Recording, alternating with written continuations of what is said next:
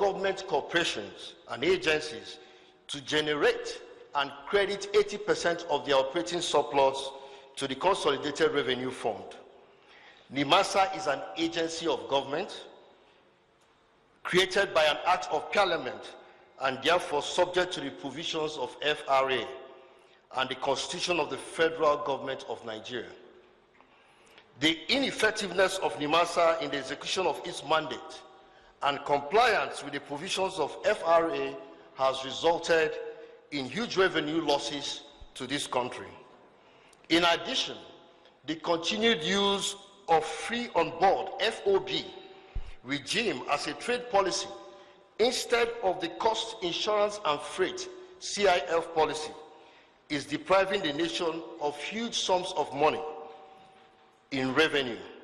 Under the FOB policy, buyers of crude oil provide their own vessels for the lifting of our crude.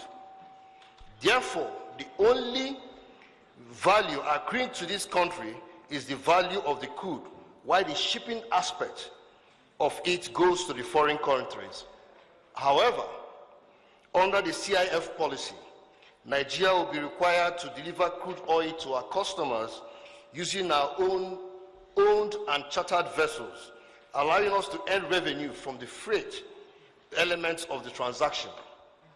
Stakeholders have argued that the CIF policy is the modern trade policy and that Nigeria is the only country in the world that still operates the FOB trade policy. The continued operation of the FOB policy by the IOCs without interface with NIMASA denies the country revenue from the enforcement of the 3% levy. It is estimated that Nigeria loses about 2 trillion annually in capital flight to foreign countries due to the inability of our indigenous ship owners to participate in lifting of cargoes from the country, including crude oil. The CIF policy will not only create more revenue for the country, it will create lots of jobs for the indigenous operators and in the maritime industry. It is equally worrisome that despite the government ban on midstream discharge of cargoes, this practice still persists, with attendant huge financial losses to the nation. It is estimated that Nigeria loses about 2.5 billion naira from each vessel discharging midstream. Due to NIMASA's inability to check these activities, mostly perpetrated by multinationals, the country continues to lose huge sums of money in revenue and loss of dock worker jobs. The Coastal and Inland Shipping Cabotage Act 2003 was designed to restrict foreign participation in Nigerians' domestic coastal trade. An important part of the act is the Cabotage Vessel Finance Fund (CVFF), which is derived from the 2% cabotage fee on all contracts executed by vessels in cabotage operations and the waiver fees.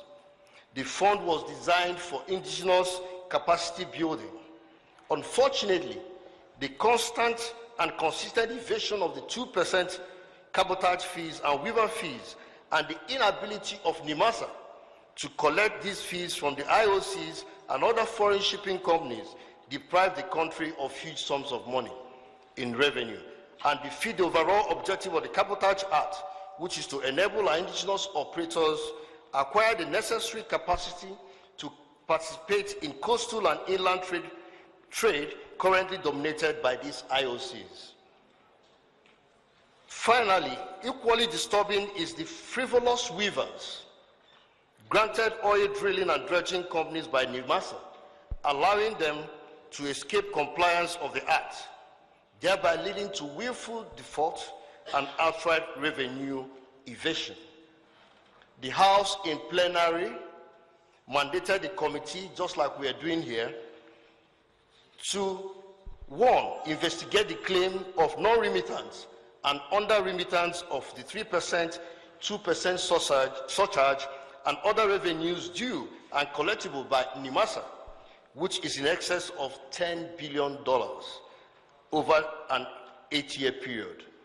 2, obtain inputs from maritime stakeholders on the matter for the purpose of recovery and improvement of operational efficiency, cleaner ocean and safer shipping, as stipulated in the International Maritime Organization, IMO, Charter and the NIMASA Act. And finally, consider and track various implementations and compliance by both NIMASA and various stakeholders with the NIMASA Act of 2007 and the Cabotage Act of 2003 and other related matters, and report back to the House within 6 weeks for further legislative action.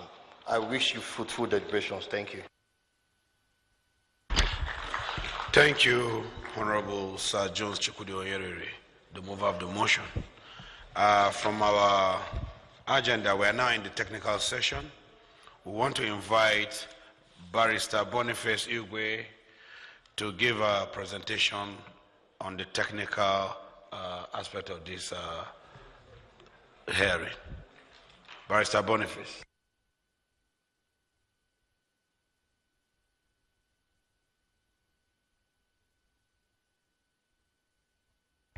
Barrister Boniface, because stakeholders are going to be submitting memorandum, I will appoint Honorable Soba here as the timekeeper, official timekeeper.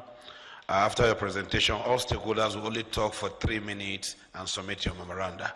Thank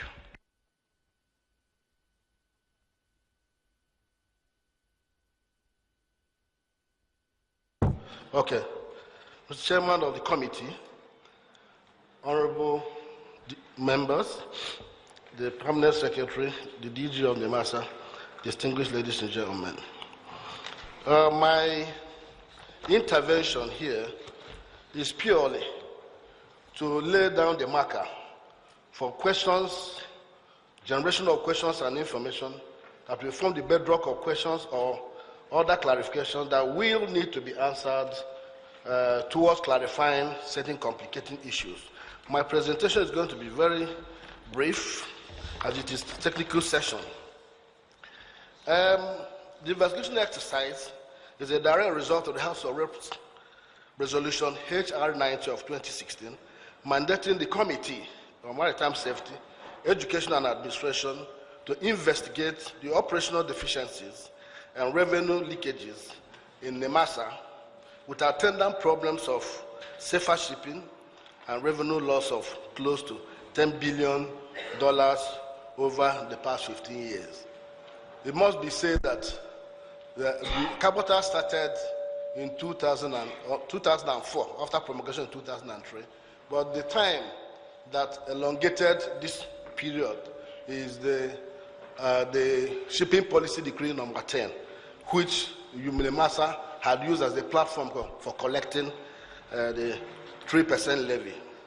Experts have posited that if the maritime sector is adequately structured and closely harnessed, it can generate about 1.5 trillion naira per annum into the national coffers.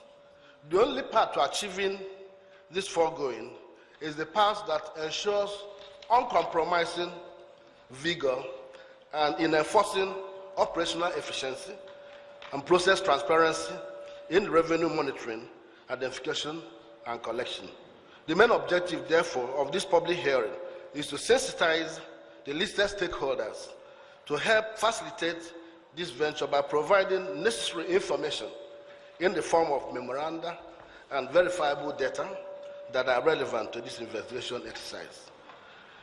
Well, what led to this committee coming up with this hearing are certain problems that were identified before now that have been existing and continue to persist. And one is that there has been a lack of interface between NIMASA and other revenue-generating agencies in the area of information exchange, such as MPA, Federal Inland Revenue Service, and Nigerian Customs. Of utmost importance, of outstanding importance, is the ASCUDA-generated third-party information, which NEMASA and Custom have been dancing over for a very long time. B, non-declaration and under-declaration of vessels movement for the purpose of monitoring and identification of revenue accruing to NEMASA. Well, at this point, we would like to sign out of the coverage of this public hearing organized by the House of Representatives Committee on Maritime Safety, Education and Administration.